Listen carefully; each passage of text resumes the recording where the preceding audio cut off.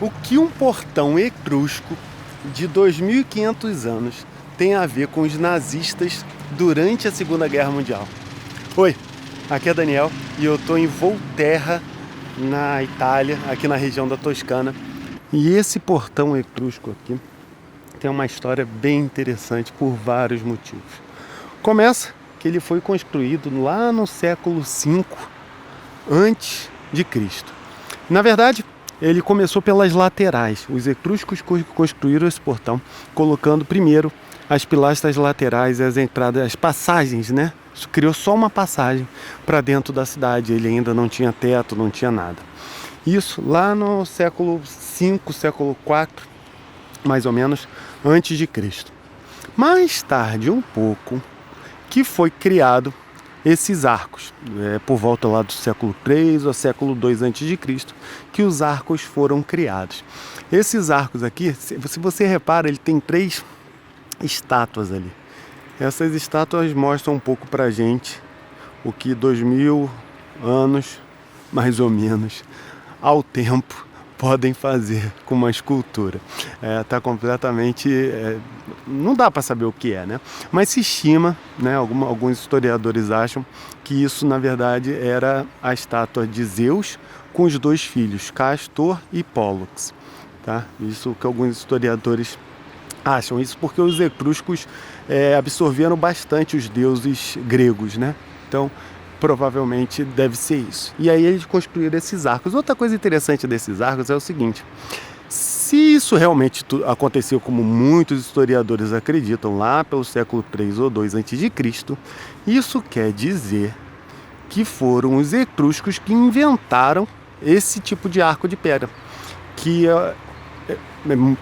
muitas pessoas acham que foram os romanos, mas outros historiadores dizem que foram os etruscos. E os romanos pegaram a ideia de fazer esse tipo de arco.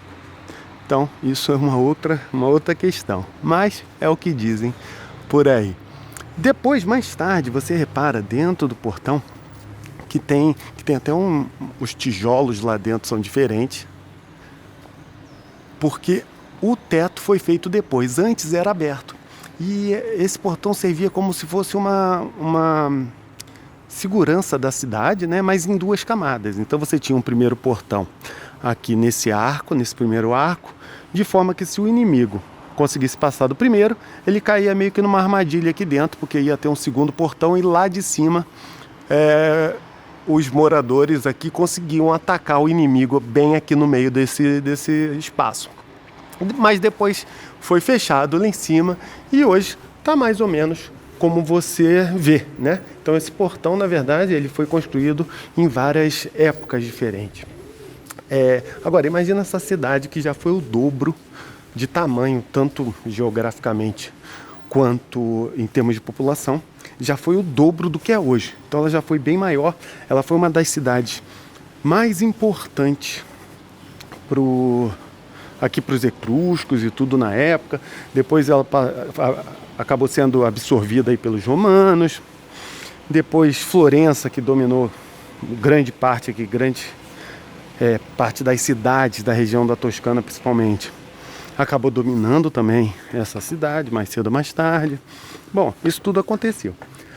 E bem mais tarde, durante a Segunda Guerra Mundial, aconteceu um fato interessante aqui. Os nazistas tinham dominado essa cidade e o avanço dos aliados estava muito rápido e eles estavam chegando cada vez mais perto. E os nazistas tiveram a ideia de quebrar aquele portão, demolir aquele portão, de forma de evitar que os aliados entrassem por essa cidade e diminuir a velocidade do ataque mesmo. O que aconteceu foi que o povo de Volterra sempre teve muito orgulho, não só daquele portão, mas de toda a história etrusca deles, né? E como uma forma de evitar que um monumento tão importante, tão histórico e tão representativo para o povo aqui de Volterra fosse destruído, eles convenceram, né, o general nazista aí que estava tomando a cidade na época, que eles conseguiriam bloquear esse portão. E o que eles fizeram? foi tirar as pedras. Aliás, os nazistas deram 24 horas para que eles então bloqueassem esse portão. E o que eles fizeram foi tirar essas pedras do chão, aqui dessa rua, e colocar no portão lá embaixo. Totalmente selar realmente o portão. E não adiantava uma camadinha de pedra, não. Eles tinham que selar o portão como inteiro para garantir que os aliados nunca conseguissem passar por ali. E tinham 24 horas para concluir essa tarefa árdua. Conclusão: o povo se juntou em corrente humana, iam passando pedra de mão em mão, de uma forma de realmente conseguir bloquear aquele portão. Imagino que tenha sido uma tarefa realmente árdua. E essa casa aqui, nessa rua, mostra um pouco disso nas fotos. Repara só. Eles fazendo uma corrente humana. Olha o chão sem pedra nenhuma da rua. Eles fazendo uma corrente humana para conseguir fechar o muro. E aqui o muro, o portão, né? O portão sendo fechado com as pedras. E eles concluíram isso, conseguiram realmente fechar. E aí foi evitado que o portão fosse destruído. Aí depois aqui tem mais algumas fotos. Depois repara que eles conseguiram botar as pedras de volta, né? Voltaram as pedras para a rua. Depois de tudo, a guerra finalizada e tudo, liberaram o portão novamente. Essa é uma história muito interessante, que o povo aqui tem muito orgulho por ter feito isso e ter conseguido manter, né, um patrimônio tão importante, histórico, não só, eu acredito, para o mundo, por conta da história, mas principalmente para orgulho deles, né, por esse passado, que eles têm muito orgulho dos etruscos e tudo mais. Bom, um fato interessante que é legal citar, é que toda essa região aqui, na Toscana e tal, já foi mar. E todas essas pedras aqui, que você vê no chão, e que constrói a maioria das casas aqui, vem justamente dessa região. E ela é chamada, em inglês ela é chamada sandstone. O que seria a tradução para a gente é algo como arenito, uma pedra assim. Que é a pedra feita desse solo, que era mar. E por conta disso, quando você passa aqui pelas ruas, é legal observar, é interessante, que algumas pedras, como essa aqui, por exemplo, ainda tem conchas. Repara, você ainda encontra algumas pedras no chão com conchas aqui. Vou mostrar mais uma aqui. Ó, cheia de conchas. Justamente por conta desse histórico aí de ter sido mar, toda essa região. Alguns fatos interessantes sobre essa cidade.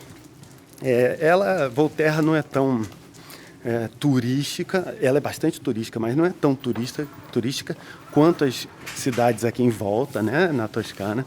Mas ela tem muita história para contar. Ela, no passado, principalmente, ela já foi muito importante por vários fatores, tem muito mais do que isso. E é uma cidade que eu recomendo que você visite quando você estiver por aqui. Vale muito a pena, além o visual daqui de cima também é sensacional. Depois eu mostro em outros vídeos. Mas não deixa de aparecer por aqui, que eu tenho certeza que você vai gostar, principalmente agora entendendo um pouquinho mais dessa história toda. Não deixa de baixar o e-book gratuito lá em goeuropa.com.br/Eurotrip e eu te vejo no próximo vídeo. Um abraço, tchau, tchau.